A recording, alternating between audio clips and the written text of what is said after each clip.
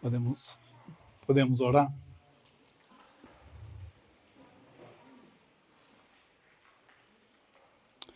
Nosso Deus e nosso Pai, tanto temos a agradecer a Ti. Que gozo para nós, Pai, termos um Salvador que nos ama e sermos tão amados, sabendo que Tu cuidas de nós. Agradecemos por esses momentos que Tu estás provendo para que estivéssemos juntos. E nós, agora, Pai, na leitura da Tua Palavra, os pensamentos que porventura sejam trazidos, os versículos que serão lidos, nós pedimos que Tu estejas tocando cada coração, Pai, que essas palavras não repousem em nossas mentes somente. Que o Espírito Santo possa tocar corações aqui, essa manhã. E nós pedimos a Tua ajuda, reconhecendo nossa fraqueza, confessamos que necessitamos de Ti. E pedimos por esse que irá trazer a palavra, Pai, que possas ajudá-lo a não interferir naquilo que Tu queres revelar aos nossos irmãos presentes. Nós pensamos nos ausentes, pedimos que Tu estejas guardando-os também, livrando de todos os perigos e males.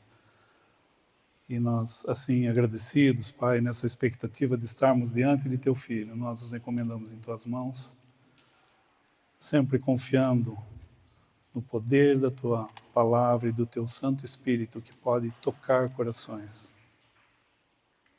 Assim, pedindo a Tua ajuda, agradecidos, nós os encomendamos aos Teus cuidados, em nome e para a glória de nosso Senhor Jesus Cristo. Amém. Amém. Estava pensando como o Senhor é bom. Olha o que Ele está fazendo com a gente hoje aqui.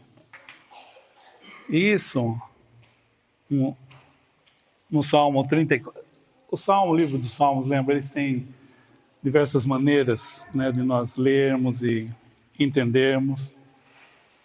Tem a maneira que o salmista está escrevendo, tem a revelação do seu coração, tem em alguns momentos também, nós vemos a revelação do remanescente que vai existir num determinado período da história desse mundo. Um remanescente de Israel, tanto das 2 tribos como das 10 tribos. E o livro dos Salmos também muitas vezes traz o que se passava no coração do Senhor. Então, essa identificação do Senhor com esse remanescente, muitas vezes nós vamos ver o que se passa no coração do Senhor. Então, quando eu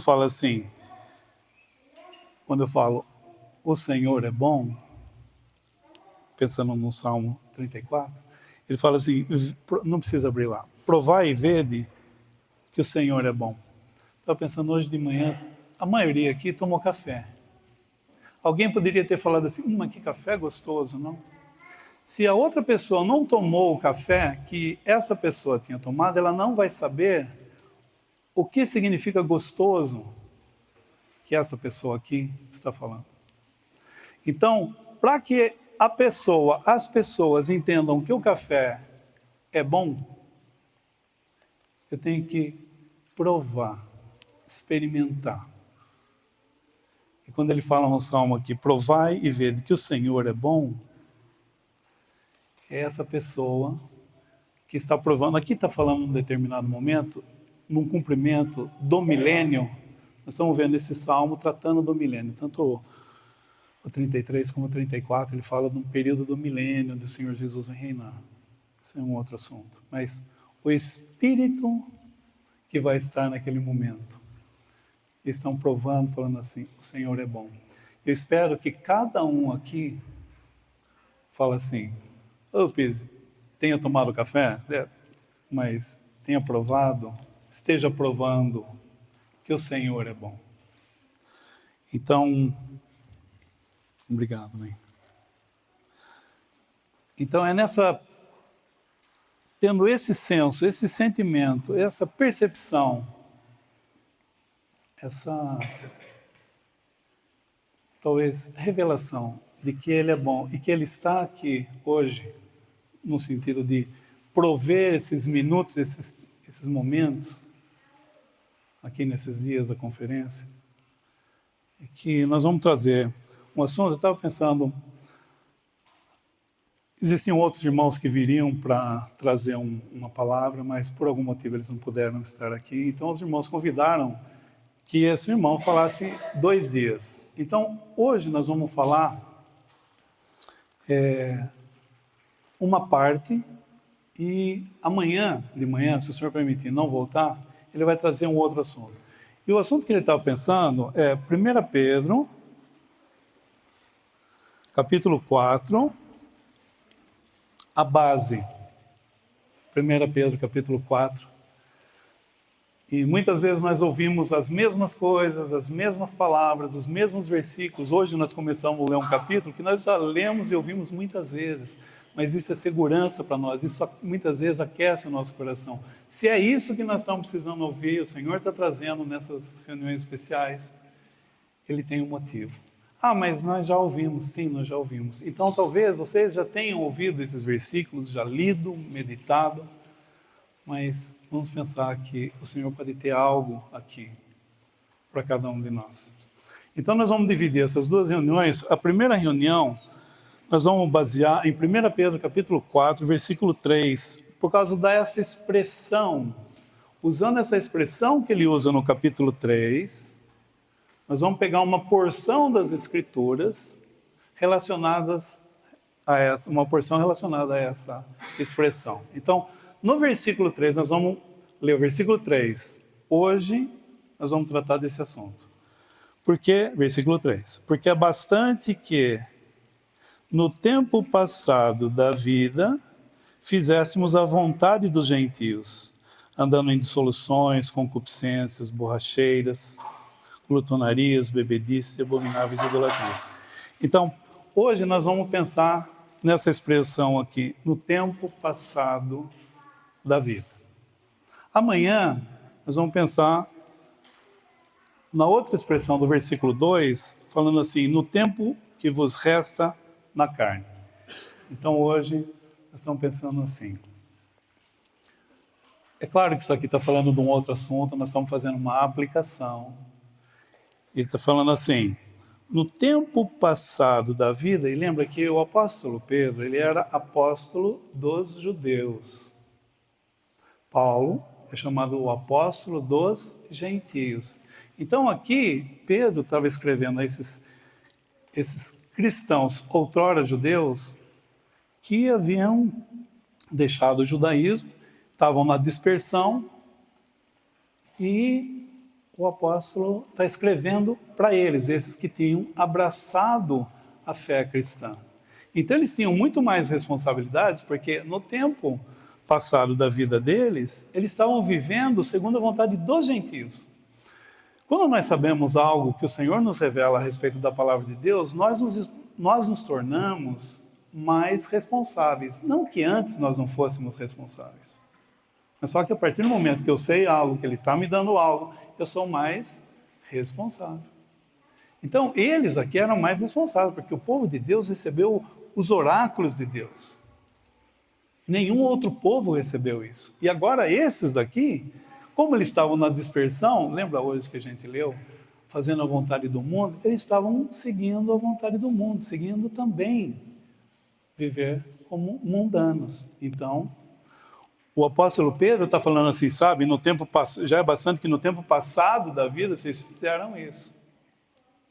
E talvez aqui, certamente, se você não crê no Senhor Jesus, hoje, aqui, agora é o dia da sua salvação. Então, essa reunião é para cristãos. Talvez você esteja aqui no meio de cristãos. Andar no meio de cristão não faz de mim um cristão, um crente no Senhor Jesus. Então, às vezes, nós nascemos em lares cristãos. Ah, você crê no Senhor Jesus? Oh, meu pai crê. Puxa, meu pai. Então, eu posso estar aqui acompanhado, muitas vezes eu não sei o motivo pelo qual, nós não sabemos o motivo pelo qual você está aqui. Talvez esteja contra a sua vontade. Mas o Senhor sabe. E pode ser esse o momento de que até aqui algo dirigia a sua vida. E daqui por diante nós podemos ter uma nova vida. E você também pode ter um comportamento diferente, um comportamento agradável àquele que derramou seu sangue por você, se é que você já o aceitou como seu Salvador. Então, relacionado com isso, antes, no capítulo 3, versículo 21, ele fala assim, que também, como uma verdadeira figura agora vos salva, batismo. Eu até pensei nesse versículo aqui, pensei nessa expressão vos salva, porque o irmão falou que vai haver batismo também. Então. E uma coisa que nós aprendemos no sistema religioso é que o batismo salva, mas aqui ele está, e muitas vezes usando até essa expressão aqui, mas aqui ele está falando de outra coisa. Muitas vezes o batismo salva sim, porque ele muda de posição. Uma das coisas que o batismo faz é algo para a terra, nunca toca o céu, não salva a nossa alma. Oh, já fui batizado, então já estou salvo. Não, o que salva a sua alma é crer no Senhor Jesus. Crer no Senhor Jesus e será salvo. Então, o batismo, para um judeu, ele é assim. Então, o batismo fala assim de morte e ressurreição. Então, o judeu agora, ele vai se identificar com uma nova pessoa, Cristo. Então, esse judeu era batizado, como fala assim, no versículo 1, não do despojamento da imundícia da carne, mas da indagação de uma boa consciência para com Deus pela ressurreição de Jesus Cristo. Então agora eles vão ser identificados com uma pessoa que estava ressurreta, porque nós sabemos, o Senhor Jesus não está, lembra, pregado na cruz, não está sepultado, ele ressuscitou ao terceiro dia, e depois ele foi elevado ao céu. A gente vê isso em Atos capítulo 1, quando ele é elevado. Pedro é um dos que está presente e vê o Senhor Jesus, uma nuvem ocultando o Senhor Jesus. Pedro é um dos que estava presente. Então, agora eles vão ser identificados com essa pessoa ressurreta. Esse homem, então, quando ele ressuscita, o Senhor Jesus, quando ele ressuscita sem os pecados. Ele pagou na cruz os pecados. Mas ele vai ressuscitar sem os pecados, sem nenhuma relação com pecados. Ele nunca, apesar dele não poder pecar, por ser Deus, ele não podia pecar. Ele ressuscita agora e vai ser elevado às alturas, porque no versículo 22 fala, o qual está à destra de Deus, tendo subido ao céu, havendo-se-lhe sujeitado os anjos e as autoridades e as potências. Então aqui, olha que interessante isso, porque então ele subiu ao céu, não somente subiu ao céu, ele está à destra de Deus, lugar de maior importância, porque ele é Deus e consumou uma obra, ele está assentado à destra da majestade nas alturas. Ele está esperando até que os seus inimigos sejam postos como o escabelo dos seus pés. E ele vai vir estabelecer algo novo aqui, que vai ser o seu reino. Ele já é um rei ausente. Então, essas pessoas que são batizadas, esses judeus, são identificados com uma pessoa, e eles estão agora chamando essa pessoa de Senhor, e não mais o judaísmo vai ter influência sobre suas vidas. E muitos de nós sentem um pouco isso também, sabe? Não, às vezes quando nós falamos, eu sou um cristão, nós temos certas perseguições, assim como esses israelitas que criam no Senhor Jesus, sofriam. Alguns tinham certas coisas que eles tinham recebido, por exemplo, por herança. Quando eles criam no Senhor Jesus, muitos eram deserdados. Eles vão começar a passar necessidades. E muitos de nós, deixando muitas vezes o sistema religioso, às vezes, crendo no Senhor Jesus, quando a gente entende, o Senhor revela o lugar onde nós devemos estar, porque existe um lugar onde nós devemos estar, e nós cremos que Ele nos guiou até esse lugar. Então nós vamos sofrer represálias também. Então, num certo sentido, nós sentimos o que é isso, padecer dessa maneira. E eles aqui, havendo-se-lhe sujeitado, usando o versículo 22, e as autoridades e as potências, as autoridades, quer dizer, tudo foi colocado sob a autoridade daquele que ocupava um lugar de autoridade. Então, o Senhor, tudo foi submetido a ele. E como todos os poderes, porque fala sujeitados os anjos, as autoridades e as potências, os poderes, estavam sujeitos a ele, nenhum poder poderia tocar esses irmãos. Olha que segurança isso dá para nós também. Às vezes fala assim, mas o maligno não toca. Realmente, nada poderia nos tocar, se não fosse com a permissão dele. Por quê? Porque ele está foi colocado, todas as autoridades estão debaixo dele. Então, ele é a autoridade. Esse andar por fé vai fazer com que eu veja essa pessoa cuidando de mim. Até ontem estava pensando, né? A gente estava indo embora. Eu lembro tem uma irmã que, assim, dirige muito mal. E daí, quando ela está dirigindo, até os irmãos pensando naquele versículo em Salmo 34, ele fala assim, o anjo do Senhor acampa ao redor dos que o temem e os livra. Os irmãos sempre costumavam brincar, falavam, quantidade de anjo que tem ao redor daquela irmã dirigindo. E ontem eu estava pensando assim, a quantidade, vou dizer assim, sabe? Quantidade de anjos que tem aqui nesse lugar. Assim, porque o interesse do Senhor, às vezes a gente está meio... nós não entendemos a importância que temos para Ele. Como nós somos importantes para Ele. Vou dizer assim, os olhos do Senhor estão aqui. E nada vai acontecer aqui. A gente até ficou meio temeroso passar um caminho, assim, estava meia-noite, meio escuro. E depois estava pensando nisso, sabe? O que pode acontecer conosco? Então, esses cristãos, da mesma maneira, não podiam acontecer nada para esses israelitas.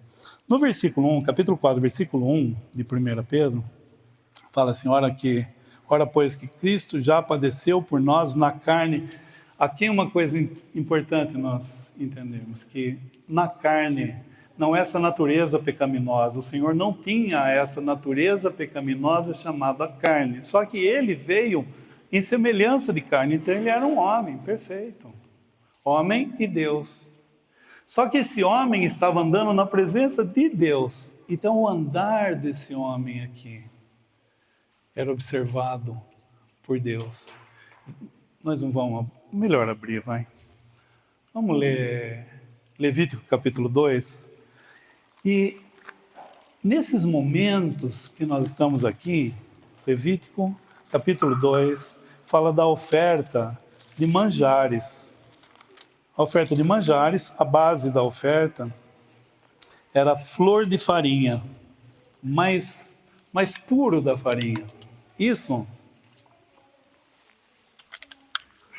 fala da humanidade perfeita do Senhor.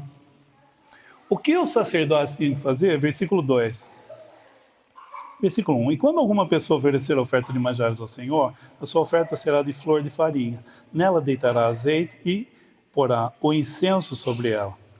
E trará os filhos de Arão, os sacerdotes, um dos quais tomará um punhado da flor de farinha e do seu azeite e todos o incenso. O sacerdote queimará esse memorial sobre o altar. Oferta queimada é de cheiro suave ao Senhor. Isso era outra oferta. Lembra que existiam ofertas e sacrifícios, nós vemos isso em Hebreus. O sacerdote oferecia ofertas, essas ofertas eram voluntárias. Quando fala de sacrifício, os sacrifícios eram compulsórios. Então, na economia judaica, uma pessoa que pecou tem que oferecer um sacrifício. Essas ofertas voluntárias eram uma outra relação. Não é que ele tinha pecado, ele estava com o coração agradecido, ele oferecia a Deus. Mas ele não estava entendendo isso. Hoje nós entendemos. Lembra, quando nós estamos lendo o Velho Testamento, nós não buscamos aprender história. Nós vamos aprender a história contada na Palavra de Deus. Mas nós aprendemos, o que o apóstolo Paulo fala em Romanos capítulo 15, versículo 4, fala assim: as coisas que dantes foram escritas, para o nosso ensino foram escritas. Então foram escritas a respeito de Israel, mas para o nosso ensino. Então não é somente um ensinamento histórico, é ver o que está ensinando, quais são os ensinamentos que tem nessa porção do Velho Testamento que nós lemos. Então aqui nós estamos lendo o Velho Testamento. Mas não vamos confundir, isso aqui não está dizendo nada para o cristão. Mas o aprendizado que a gente pode ter aqui é que essa flor de farinha, essa humanidade perfeita desse homem que andou nesse mundo agradando a Deus, olha que maravilha. Deus olhando, porque todas as coisas estão nuas e patentes aos olhos daquele com quem temos de tratar, Deus sabia o que se passava no coração desse homem, nesse andar perfeito desse homem, que buscava a glória de Deus. Então, às vezes, eu penso assim, a flor de farinha, ele pegava um punhado e lançava para queimar. Isso subia como aroma suave a Deus.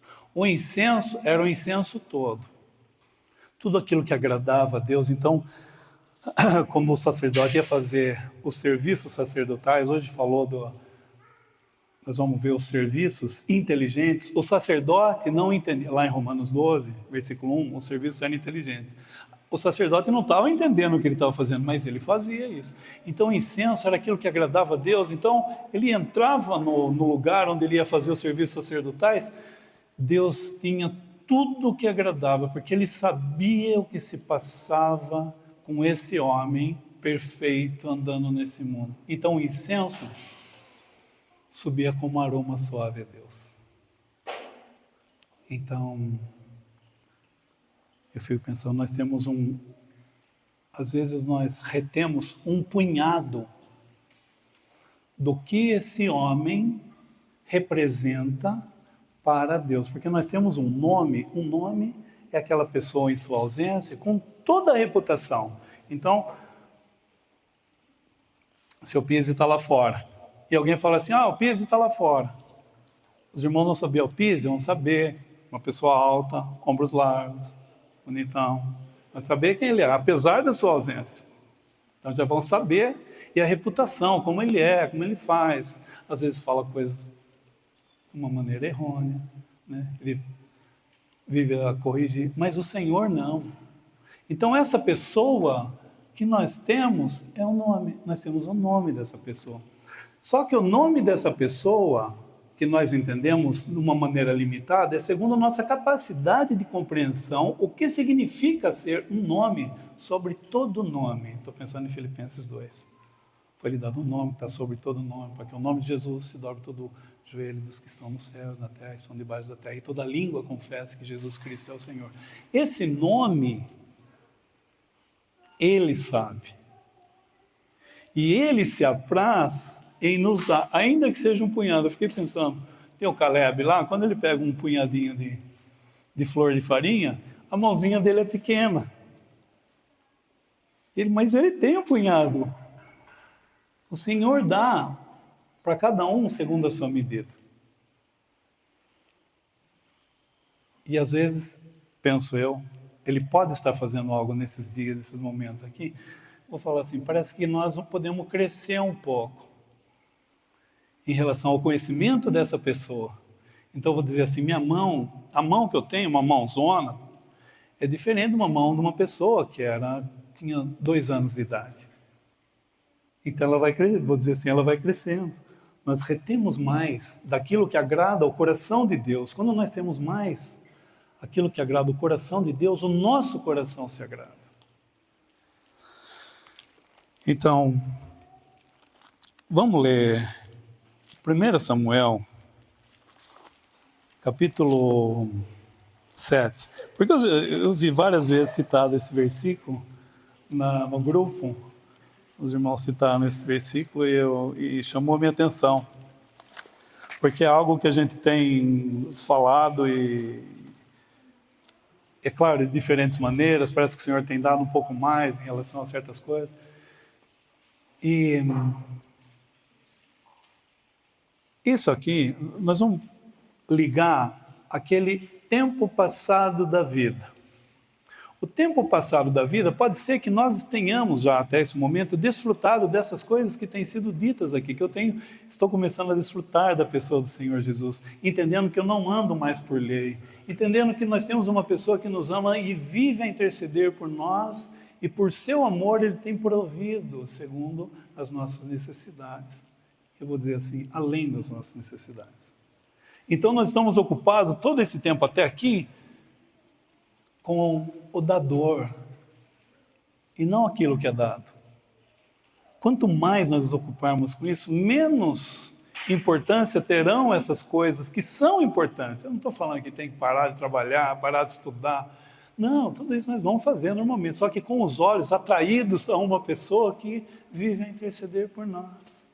E essa pessoa que encheu o lugar onde o sacerdote ia fazer o seu trabalho sacerdotal, e ele podia queimar, e essas coisas subiam como aroma suave a Deus. Então nós podemos contemplar algo, ou alguém, que enche o coração de Deus, segundo as suas perfeições. Esse que manifestou o amor de Deus. Então pode ser que até aqui eu tenha vivido assim, pode ser que eu esteja aqui e não vivi assim, não esteja vivendo dessa maneira. Então, ainda que você não saiba, mas existe essa expressão em 1 Samuel, capítulo 7. 1 Samuel, capítulo 7. A expressão é versículo 12.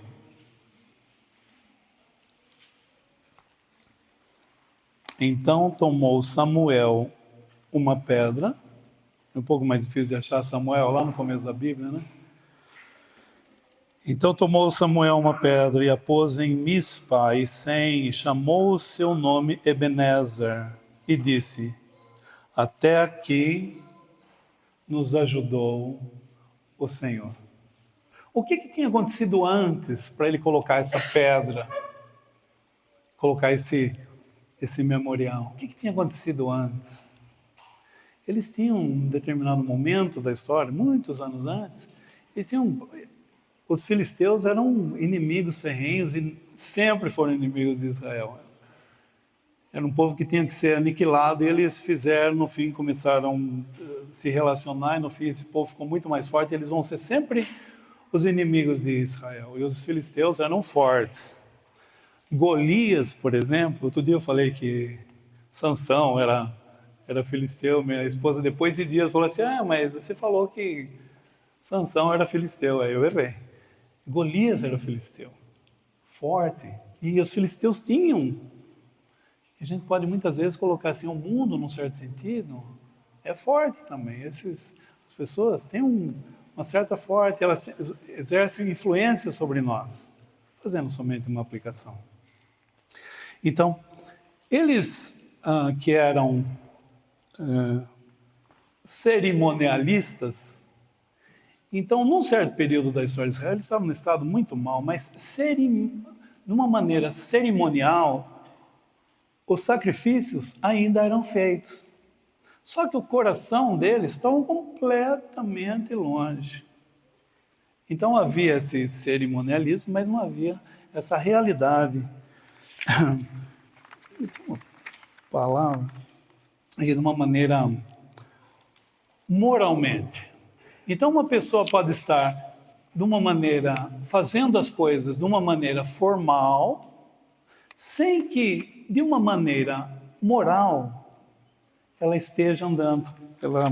Então aparentemente ela está agindo segundo os pensamentos de Deus. Então, às vezes, ela até vem, faz. Eu, no passado, por exemplo, falava falou de Jesus Cristo. Você pergunta para pessoas hoje, você crê? Creio. E aí, que você fala? Pulei o carnaval, lá passei a noite inteira, fiz tudo que agora, rapaz, fui lá, passei uma cinza lá, passando na testa. Alguns sabem o que significa isso. Isso mas fala, não. Então, às vezes, de palavras, nós somos cristãos. E ainda um crente. Estou dizendo aqui nós agora. Porque às vezes as nossas palavras não acompanham os nossos atos. Segura aqui um pouquinho. Vamos ler só aquele versículo em Esdras, capítulo 7, versículo 10. Olha só. É conhecido, né? Esdras, capítulo 7, versículo 10. Tem certas coisas que têm sido ditas aqui, abrindo um parênteses, e se isso trazer alguma confusão, alguma dúvida, os irmãos estão à disposição. Talvez você tenha vindo, esteja aqui, seja de uma denominação religiosa, esteja apartando há pouco tempo, e várias coisas aqui estão sendo ditas, talvez você não seja familiar a você. Então não hesite em conversar com os irmãos estão à disposição, eu mesmo também estou. Então, aqui em Esdras capítulo 7, versículo 10, lembra o que vai acontecer, né? Nesse momento. Houve uma divisão, Israel, 12 tribos, divisão, 10 tribos vai para um lado, vão cometer o pecado, assim chamado o pecado de Jeroboão, que era a idolatria. Jeroboão, um rei dessas 10 tribos, vai levar a nação, a essas 10 tribos, às vezes chamadas de Efraim no Velho Testamento, eles vão ser desarraigados. Lembra, pega uma planta, uma árvore, tira com raiz e tudo, e leva para outro lugar para replantar. Desarraigados. Então os impérios faziam isso. O Império Assírio fez isso com as 10 tribos. Ele pegou essas 10 tribos, leva para outro lugar que não conhece a língua, não conhece o dinheiro, não conhece a comida. Então fica mais fácil de governar sobre eles. Então isso é feito com a nação de Israel. Então isso foi usado o Império Assírio. Mais tarde é usado o Império Babilônico para levar as duas tribos, essas duas tribos tinham ficado no lugar onde eles deviam ficar, onde deviam estar. Lembra como foi falado? O Senhor sempre elegeu um lugar onde ele estaria. Mesmo quando eles estavam no deserto, onde Deus se apresentava? No tabernáculo. Ele tinha um lugar. Não vai em qualquer lugar. Não, ele sempre tem esse princípio. Olha que importante. Então, essas duas tribos que ficaram na Judéia e Jerusalém, Judá e Benjamim, às vezes chamada de Judá, elas vão ser levadas cativas, depois de muitos anos, cativas a Babilônia, e vão ficar lá durante 70 anos. Nós vemos uma profecia de Jeremias, Daniel entendendo isso, pensando em capítulo 9, versículo 2, ele vai entender, buscando nas escrituras, vai entender que era 70 anos que eles iam ficar lá, agora eles vão voltar. Quem vai voltar? Um remanescente. Esse remanescente, em torno de 50 mil, contando com os escravos, os servos, eles vão voltar para reconstruir. No livro de Esdras, o altar e o templo. No livro de Neemias, os muros e as portas. Aqui, quando eles vão voltar, Esdras tinha preparado seu coração para buscar a lei do Senhor. Ele, penso eu, né? Sempre vem o pensamento de Filipenses 2,13, quando fala assim, que Deus opera em nós ou em vós, tanto o querer como o efetuar.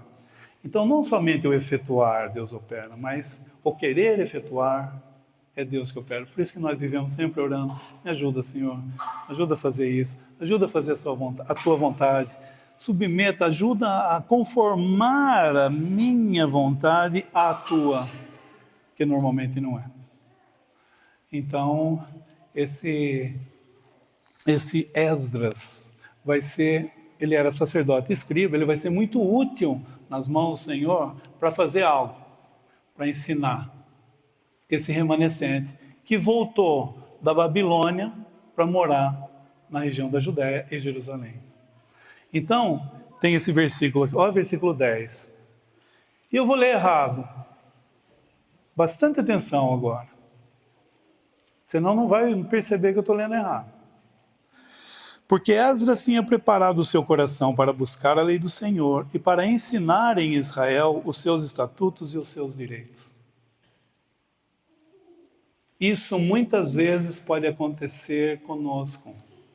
Às vezes, no nosso testemunho pessoal, eu quero falar, eu quero ensinar, então eu leio e ensino. Só que as pessoas veem que o meu testemunho não é condizente, consistente com o meu falar. Então eu ando diferente do que eu falo. Isso, claro, esse que está falando aqui está com a boca no pó, humilhado para falar isso. E não tem um assim, um maior do que o outro. Nós temos os nossos exercícios. Mas o ensino aqui é assim: Esdras tinha preparado o seu coração para buscar a lei do Senhor e para cumprir e para ensinar em Israel os seus estatutos e seus direitos. Eu deixei de citar na primeira vez para a cumprir. Porque esse cumprimento vai dar peso moral às nossas palavras. Sabe quando eu falo assim, estou com, suponhamos, não sei, um copo de Coca-Cola. Coca-Cola faz mal? Não estou falando, eu não sei se faz mal, tá? Vai que depois alguém ouça. Então, Coca-Cola faz mal? E eu com um copo de Coca-Cola, estou falando assim, gente, não bebam Coca-Cola. Porque Coca-Cola faz mal. Então, é nitidamente, eu posso estar falando uma coisa correta, só que as minhas palavras não têm peso moral. Então, tem certas coisas que muitas vezes andando nesse mundo aqui, nós podemos ter um comportamento cristão diferente daquelas coisas que nós falamos. Vou falar agora para aqueles que ensinam e compartilham. Diferente daquelas que nós ensinamos. Então eu posso ter um comportamento diferente do que eu ensino. Não estou falando que cada um aqui não seja responsável, não, mas isso aqui eu estou trazendo mais para aqueles que têm a responsabilidade de compartilhar a palavra. Então, voltando lá para 1 Samuel, capítulo 7. Qual é a situação, então? Eles estão aqui, estão, no tempo passado, eles vão guerrear com os filisteus, e daí, olha só, o formalismo, o que faz? Quando eles chegam no momento, eles estão, puxa, os filisteus elas são fortes, né? Vamos fazer o seguinte, busca a arca. A arca, nós sabemos, né? É uma figura do Senhor Jesus. Lembra que ela era revestida de ouro, feito de madeira, e era revestida de ouro por dentro e por fora. Deus podia ver dentro. O homem podia ver fora quando era revelado a ele. Uma pessoa sem fé não conseguia ver no Senhor Jesus que ele era o Filho de Deus. A não ser quando essa glória que ele tinha, que estava encoberta com a sua carne, o véu da sua carne, às vezes ela era manifesta. Curavam, ressuscitavam um morto. Quem que pode ser? Só pode ser Deus. Então, nesse momento, eles viam, através das obras, que ele era quem era.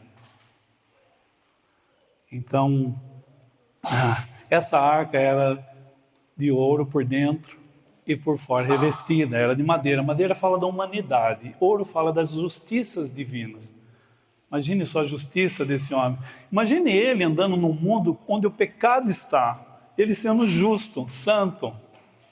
Perceba, quanto mais nós estamos perto do Senhor, andando em dependência, ele buscando andar essa vida em santidade, nesse sentido, uma santificação prática. Perceba como fica mal quando uma pessoa vem e fala uma palavra de baixo calão, um exemplo. Dói, assim, né? Antigamente a gente estava acostumado com isso, agora não. Imagina o Senhor andando nesse mundo aqui dessa maneira. E eles vão pegar essa arca que falava do Senhor Jesus e vão tratar como vou dizer assim, tá? Como um amuleto. Traz a arca lá. Eles vão, colocam a arca, os filisteus vão ficar com medo, vai um júbilo no arraial. Puxa vida, todo mundo alegre, porque a arca estava lá, a arca do Senhor. Então nós vamos ter a vitória. Sabe o que aconteceu? Nós sabemos, né? Eles perdem aquela batalha, os filisteus levam a arca embora e fica 7 meses lá com eles. O Senhor trata com eles. Nós vamos entrar no assunto por causa do nosso tempo, mas o Senhor vai tratar com os filisteus também. E os filisteus falaram, vamos nos livrar disso. E manda a arca embora, com presentes, tudo, né? Manda a arca embora. Quando chega numa determinada situação, numa determinada localidade, é melhor ler capítulo 6, versículo 19. Porque aqui também tem um número de pessoas que parece não ser o real. Capítulo 6, versículo 19, primeiro livro de Samuel. E feriu o Senhor os homens de Bet-Semes, porquanto olharam dentro da arca do Senhor, até ferir o povo 50.070 homens. Então o povo se entristeceu, porquanto o Senhor lhe fizera tão grande estrago. Então, olha só, 50.070, eu vi, o irmão escreve, eu acho que o Darby põe, ele fala de 70 pessoas, não 50 mil, ele fala que naquela região, naquele momento, não poderia ter 50 mil, então pode ser algum erro, um copista, alguma coisa assim. Mas aí cada um vê o que na nossa versão traz 50.070 homens.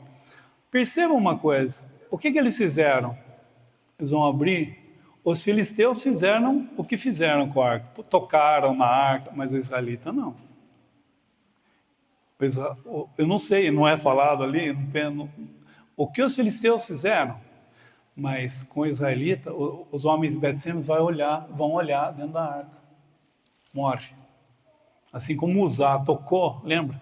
Num outro momento, Davi vai levar a arca de uma maneira errônea, e Uzá vai pôr a mão na arca e vai morrer. Então, aqui isso nós devemos ter cuidado. Às vezes, já houve até divisões sobre isso. É olhar para dentro de um lugar que nós não devemos nos adentrar. Às vezes a palavra nos revela algo, mesmo a respeito do Senhor Jesus, e nós entramos, por exemplo, um exemplo, que houve um problema muitos anos atrás, na época de 1900 e pouco. Um irmão começou a falar sobre, olha, aqui é a humanidade e aqui é a deidade. Porque a arca, por exemplo, ele estava falando da humanidade e da deidade do Senhor. Então começa, aqui quando ele faz assim, é porque a alma e o espírito... Houve uma divisão grande até por causa disso. Isso, Deus não... mesmo nós devemos ser cautelosos quando nós tratamos da pessoa do Senhor Jesus, querendo colocar coisas assim a respeito da pessoa, querendo entrar num terreno, por exemplo, da divindade, como se nós fôssemos deuses também. Nós devemos ser cautelosos em relação a isso. Tem consequências, mas olha só a consequência, o que faz. No versículo 19 ainda fala assim, no final fala assim, o povo se entristeceu. Sabe quando acontece algo? Você fala assim, estou triste. Estou triste. O fato de estar triste não significa que eles se arrependeram. Muitas vezes nós estamos tristes, isso é importante na Assembleia, principalmente quando há casos em que a Assembleia tem que tomar alguma atitude administrativa. Talvez alguns não entendam muito sobre isso aqui, seja algo novo, mas às vezes a Assembleia tem que tomar atitudes administrativas a respeito de determinados assuntos. E o arrependimento é o ponto fundamental. O arrependimento, como foi falado hoje de passagem, é um processo. O entristecer é uma coisa muito boa, mas ela é um ato. Isso não significa que o arrependimento e a restauração, porque a restauração quem dá é Deus. Eu não consigo restaurar uma pessoa. Nós não conseguimos, vamos restaurar essa pessoa, no sentido dessa restauração com Deus. É claro que a Assembleia tem uma atitude administrativa de vai, muitas vezes, restaurar alguém que estava fora de comunhão, à comunhão novamente. Então aqui eles entristeceram. E daí o que eles vão fazer? Pegam a arca, vão levar à casa de Abinadab, capítulo 7, versículo 1. Daí vão consagrar Eleazar e eles guardam a arca. E vai ficando cuidando da arca. Isso durante 20 anos. Durante 20 anos, até os irmãos colocam como o silêncio de Samuel. Durante 20 anos, não houve mais, porque ali, naquele momento, o Senhor não falava com eles. Quem falava? Era utilizado nesse momento aqui, era Samuel, que era o mediador entre Deus e o povo. Hoje nós damos graças, nós oramos, falamos diretamente ao Deus e Pai. Eles não, eles tinham que ter esse mediador aqui. Então eles vão, durante 20 anos, há um silêncio, Deus não revela nada. Imagine só, irmãos, eu estava pensando essa semana, imagine se a gente ficar 20 anos sem receber das instruções divinas, porque hoje nós temos essa facilidade de ter a palavra nas nossas pernas, né?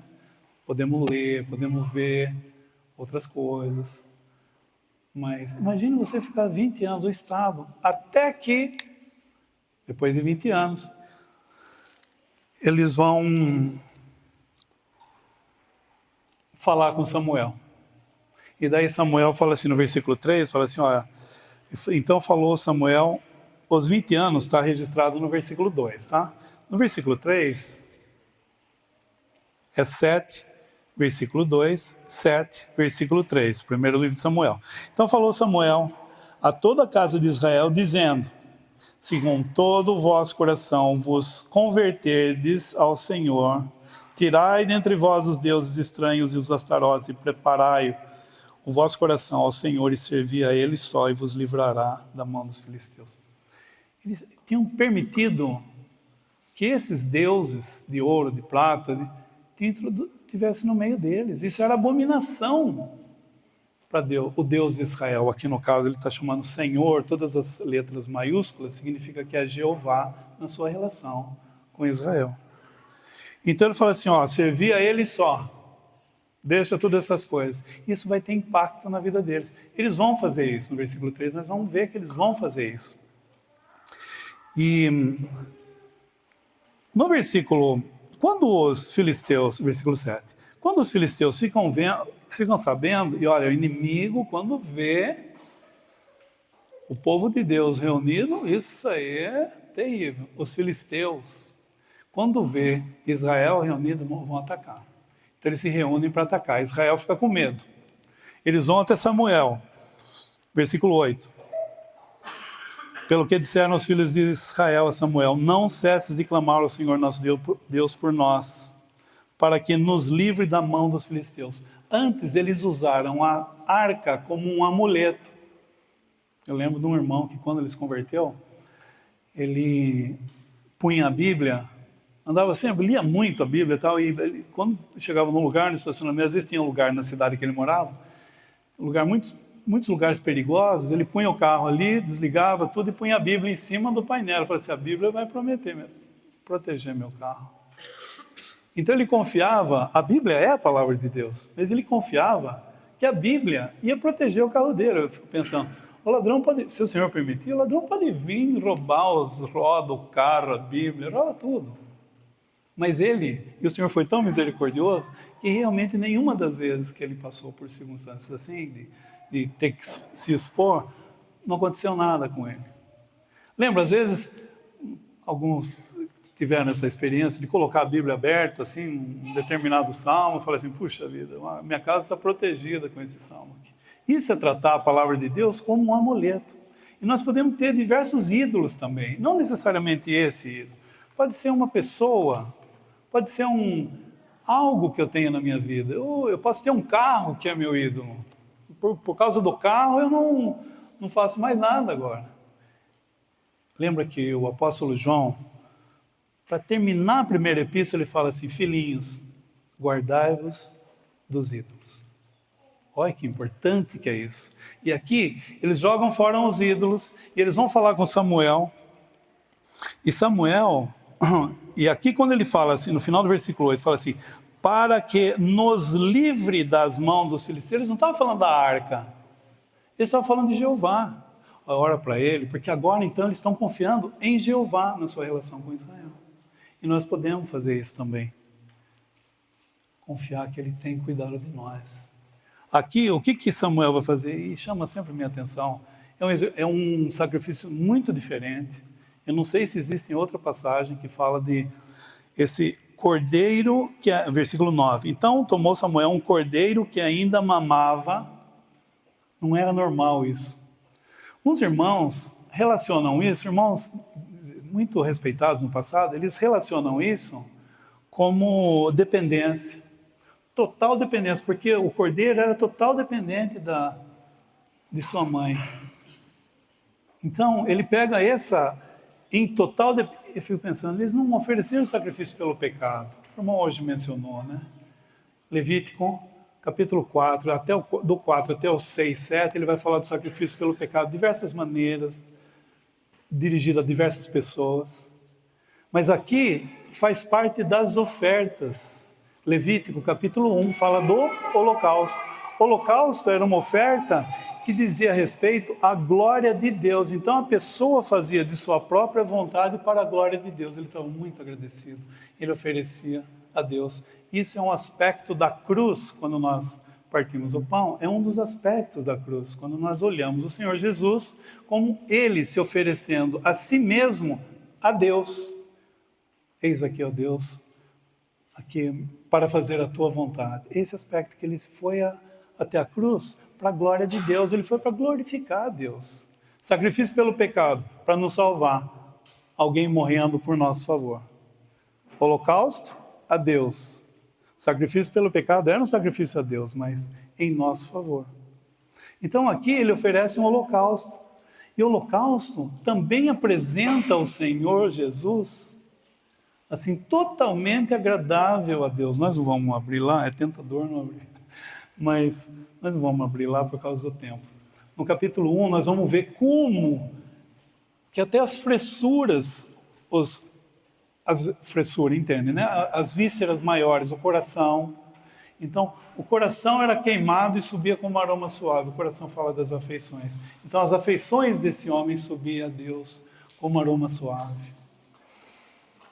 Deus sabia que naquele coração não tinha nenhuma afeição que não fosse relacionada a si, a Ele, a Deus. Tudo que o Senhor fazia. Os rins falam da consciência. O Senhor Jesus não tinha nada que... Às vezes nós temos um problema de consciência, chega à noite é difícil de dormir.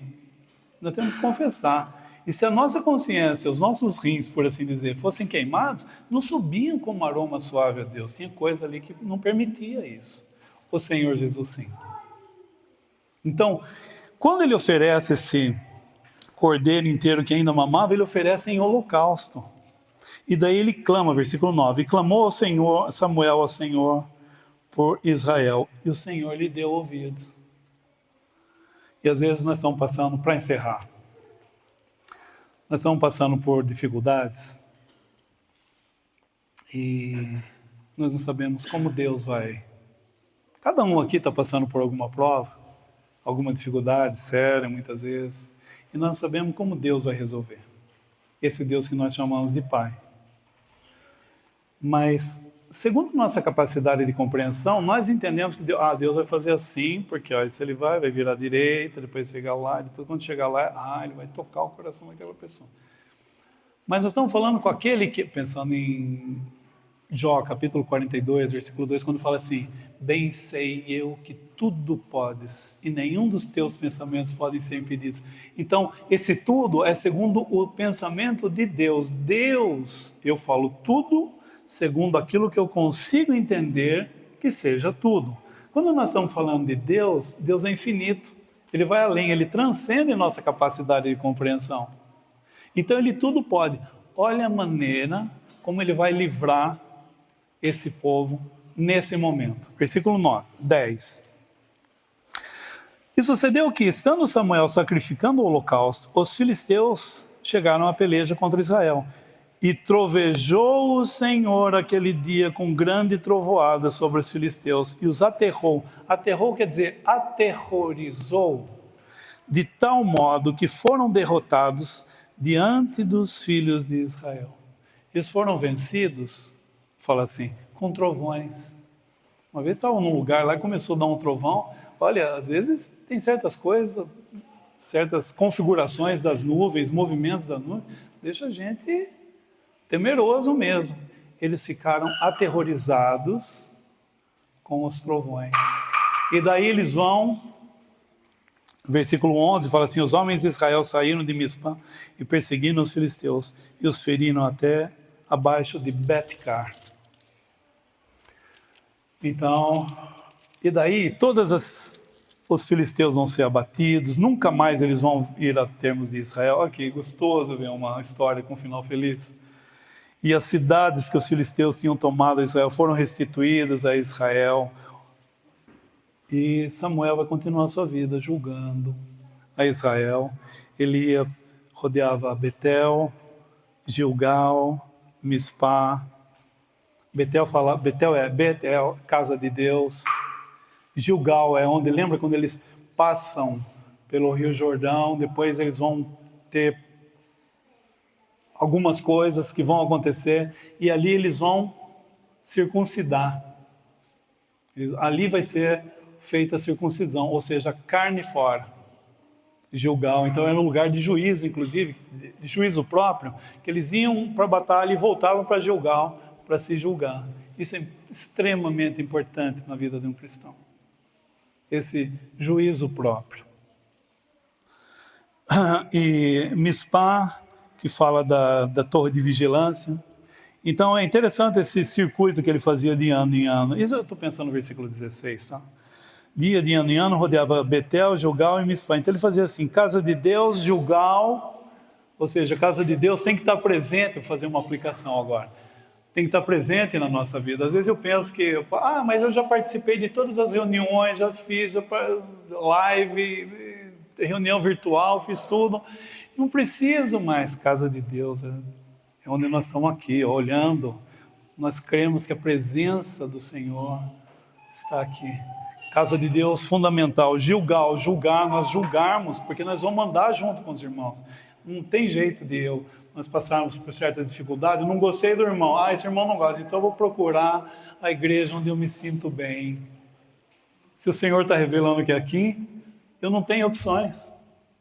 Eu vou ter que andar com aquela pessoa que num momento, por algum motivo, às vezes por minha causa, nós não estamos conseguindo andar juntos. Eu tenho que ir para Gilgal e estar atento nessa torre de vigilância, Mispá.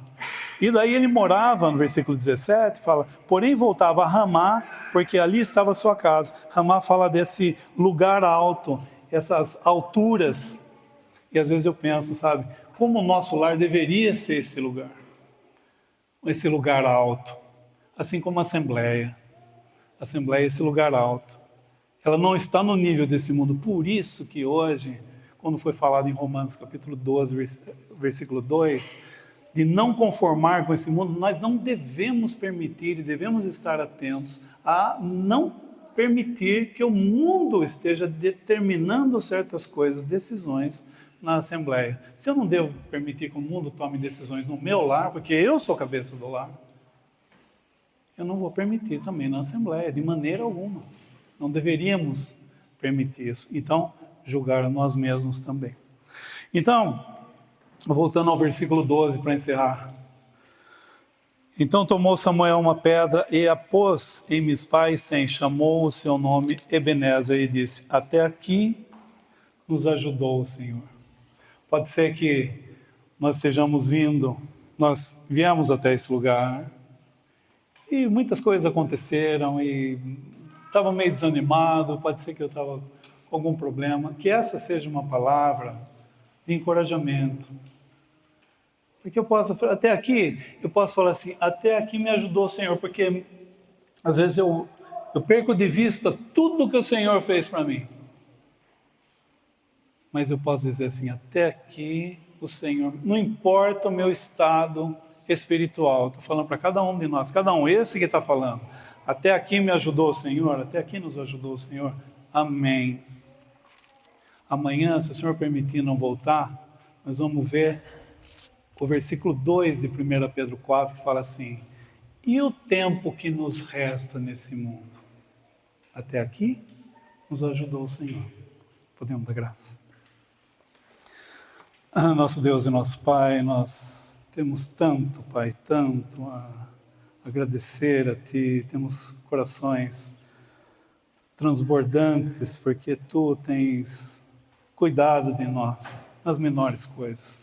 Agradecemos, Pai, uma vez mais, por cada um dos nossos irmãos que puderam estar aqui nessas reuniões, os dias que poderão estar, se ainda estivermos aqui nesse mundo, que não é o nosso lar.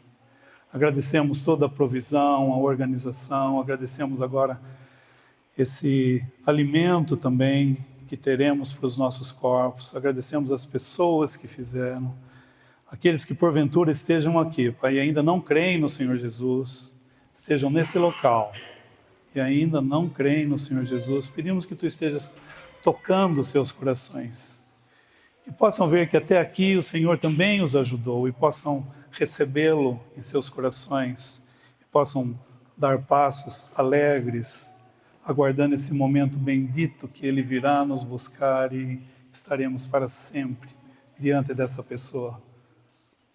Assim, Pai, nós agradecidos, pedimos que Tu estejas abençoando a Tua palavra em cada coração, agradecemos pelos pensamentos trazidos, pedindo também pelas próximas reuniões, sempre nesse nome bendito de Teu Filho, nosso Senhor e nosso Salvador, Jesus Cristo. Amém.